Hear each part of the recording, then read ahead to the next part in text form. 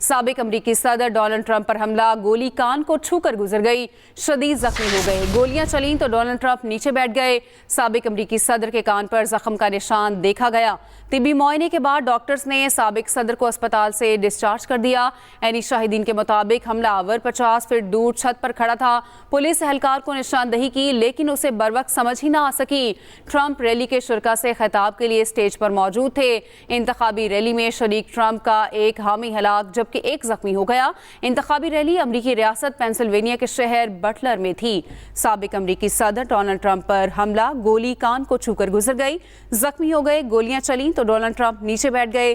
साबिक अमरीकी सदर के कान पर जख्म का निशान देखा गया। तिब्बी मुआयने के बाद डॉक्टर्स ने साबिक सदर को अस्पताल से डिस्चार्ज कर दिया। एनी शाहिदीन के मुताबिक हमलावर 50 फीट दूर छत पर खड़ा था। पुलिस एहलकार को निशानदही की, लेकिन उसे बरवक्त समझ ना आ सकी। ट्रंप रैली के शुरका से खिताब के लिए स्टेज पर मौजूद थे। इंतखाबी रैली में शरीक ट्रंप का एक हामी हलाक जबकि एक जख्मी हो गया। इंतखाबी रैली अमरीकी रियासत पेंसिल्वेनिया के शहर बटलर में थी। तो अपडेट करें, साबिक अमरीकी सदर डोनाल्ड ट्रंप पर हमला हुआ, गोली कान को छूकर गुजर गई, जख्मी हो गए। गोलियां चलीं तो डोनाल्ड ट्रंप नीचे बैठ गए। साबिक अमरीकी सदर के कान पर जख्म का निशान भी देखा गया।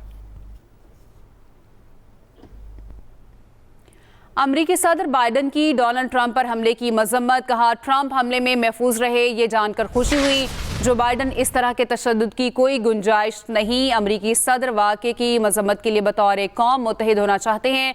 जो बाइडन की जानिब से यह कहा गया, हर किसी को इस वाक़े की मजम्मत करनी चाहिए।